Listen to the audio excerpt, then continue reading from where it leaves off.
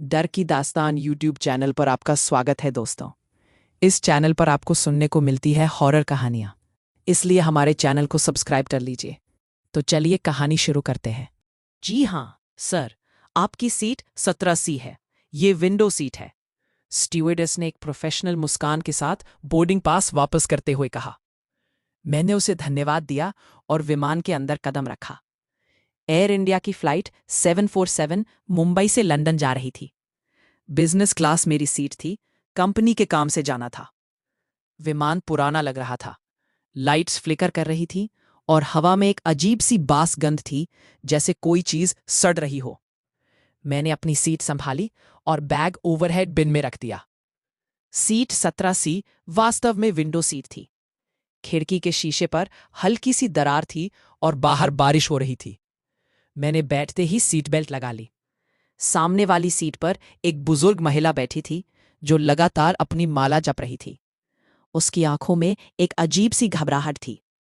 मैंने ज्यादा ध्यान नहीं दिया और अपना फोन निकालकर म्यूजिक सुनने लगा। विमान ने टेक ऑफ किया। सब कुछ नॉर्मल लग रहा था, लेकिन जैसे ही हम बादलों के ऊपर पहुंचे, कुछ अजीब होना शुरू हुआ। विमान की लाइट्स लगातार फ्लिकर करने लगीं और वो बास गंध और तेज हो गई। मैंने स्टीवर्डेस का बटन दबाया, लेकिन कोई जवाब नहीं आया। अचानक विमान एक जोरदार झटके से हिला। लोग चीखने लगे। मैंने खिड़की से बाहर देखा। बादल काले और घने हो गए थे। लग रहा था जैसे वो विमान को निगलना चाहते हों। फिर एक और झटका लगा और सारी लाइट्स चली गई। केवल इमरजेंसी लाइट्स जल रही थी, जिनकी लाल रोशनी में केबिन डरावना लग रहा था।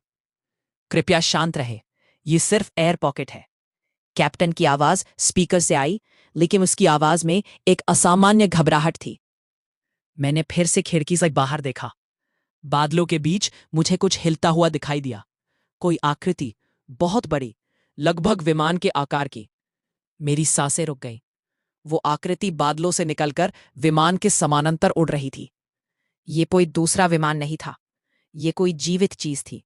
विशाल, काली, झिल्लेदार पंखों वाली, और उसके शरीर पर अनगिनत आंखें थीं, जो एक अजीब भूरे रंग की रोशनी से चमक रही थी।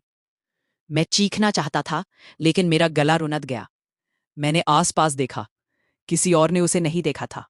सब अपनी अपनी परेशानियों में व्यस्त थे। तभी वो जीव विमान के करीब आया। उसकी एक आंख, जो एक छोटी सी कार जितनी बड़ी थी, ने सीधे मुझे देखा। उस नजर में कोई भावना नहीं थी, सिर्फ एक प्राचीन, निर्मम जिज्ञासा थी। फिर विमान फिर से हिला और वो जीव गायब हो गया। लाइट्स वापस आ गई। लोग राहत की सांस लेने लगे। लेकिन मैं जानता था कि खतरा टला नहीं था। वो अभी भी यही कही था। स्टीवर्डेस ने घोषणा की कि वो पेय पिलाएंगी। मैंने एक विस्की मंगाई। मेरे हाथ कांप रहे थे। सामने वाली बुजुर्ग महिला ने मेरी तरफ देखा। उसकी आंखें फैली हुई थी। तुमने भी उसे देखा है ना? उसने फुसफुसाते हुए कहा। मैंने सिर्फ इशारे से हाँ कहा। ये पहली बार नहीं है, वो बोली।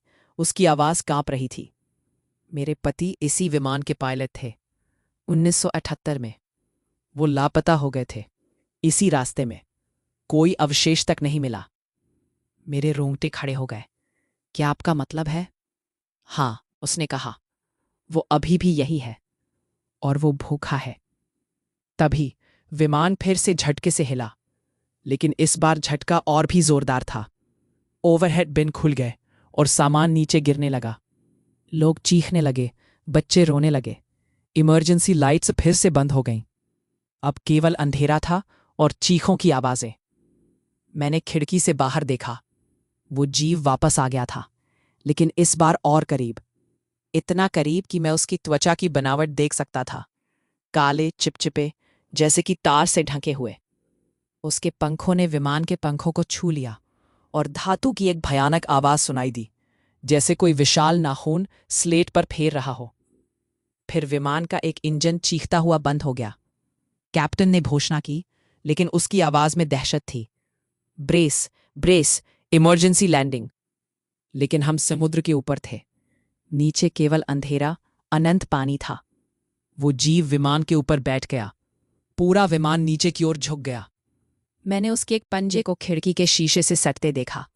लंबे काले नुकीले नाखून वाला, जो धातु को आसानी से चीर रहा था। लोग प्रार्थना कर रहे थे, रो रहे थे। सामने वाली महिला ने अपनी आंखें बंद कर ली और जोर जोर से मंत्र पढ़ने लगी। तभी विमान के फर्श से एक अजीब सी आवाज आनी शुरू हुई, जैसे कोई चीज फर्श को खुरच रही हो। आवाज धीरे धीरे तेज होती गई। फिर अचानक फर्श का एक हिस्सा फट गया और एक लंबा काला कीड़े जैसा अंग बाहर निकला। उसके सिर पर कोई आंखें नहीं थी, सिर्फ एक बड़ा गोल मुंह था जिसमें नुकीले दांत थे। उसने सबसे पहले उस बुजुर्ग महिला को अपने निशाने पर लिया। वो चीखती रही जब तक कि वो अंग से निगल नहीं गया। फिर वो दूसरे यात्रियों की तरफ बढ़ा। हड़बड़ी मच गई। लोग अपनी सीटों से उठकर भागने की कोशिश करने लगे, लेकिन विमान इतना झुका हुआ था कि चलना मुश्किल था। मैंने अपनी सीट बेल्ट खोली और कोशिश की कि मैं भी भागूं, लेकिन तभी विमान एक और जोरदार झटके से हिला और मैं गिर गया। मेरा सिर सीट से टकराया और सब कुछ काले पड़ गया। जब मैं होश में आया तो विमान शांत था, बहुत शांत। कोई चीख नहीं, कोई रोना नहीं, केवल इंजन की गड़गड़ाहट की आवाज आ रही थी। मैंने अपने आसपास देखा। केबिन में खून था हर जगह। लोग गायब थे, उनकी सीटें खाली थीं, सिर्फ खून के धब्बे थे। मैं अकेले था। तभी मैंने एक आवाज सुनी, एक फुसफुसाहट। ये हवा में तैर रही थी, जैसे कोई मेरे कान में बात कर रहा हो। तुम अगले हो। मैं चिल्लाया, कोई है? कोई तो बचा है? कोई जवाब नहीं। मैंने खिड़की से बाहर देखा। वो जीव अभी भी वही था, लेकिन अब वो दूर जा रहा था। उसने मुझे देखा और मुझे लगा जैसे उसने मुस्कुराया। फिर वो बादलों में घुल गया। विमान अब नॉर्मल रूप से उड़ रहा था, जैसे कुछ हुआ ही नहीं था। लेकिन केबिन खाली था, सिवाय मेरे। मैंने कॉकपिट की तरफ जाने का फैसला किया। शायद पायलट बच गए हो। मैंने दरवाजा खोला। कॉकपिट में तीनों पायलट अपनी सीटों पर बैठे थे, लेकिन वो मरे हुए थे। उनकी आंखें फटी हुई थी और उनके चेहरों पर एक अविश्वसनीय भय का भाव था। लेकिन सबसे डरावनी बात यह थी कि उनके शरीर पूरे तरह से खोखले थे, जैसे कोई अंदर से सब कुछ निकाल चुका हो। मैं वापस केबिन में आया। मैं समझ नहीं पा रहा था कि क्या हो रहा है। विमान ऑटो पायलट पर था और लंदन की ओर बढ़ रहा था। तभी स्पीकर से आवाज आई, लेकिन ये कैप्टन की आवाज नहीं थी। ये एक अलौकिक, भयानक आवाज थी जो सीधे मेरे दिमाग में घुस रही थी। आपका स्वागत है, अकेले यात्री। आप हमारे मेहमान हैं, हमेशा के लिए। मैंने चिल्लाने की कोशिश की, लेकिन मेरी आवाज नहीं निकली। मैंने महसूस किया कि मेरा शरीर सुन्न हो रहा है। मैं हिल नहीं सकता था। मैंने अपने हाथों को देखा, वे पारदर्शी हो रहे थे। नहीं, ये नहीं हो सकता, लेकिन ये हो रहा था। मेरा शरीर धीरे धीरे गायब हो रहा था। मैंने महसूस किया कि मैं हवा में घुल रहा हूं। मेरी आखिरी याद उस जीव की आंखों का वो भूरा प्रकाश है जो मुझे देख रहा था। फिर अंधेरा। London Heathrow airport. Air India की फ्लाइट 747 रनवे पर उतरी।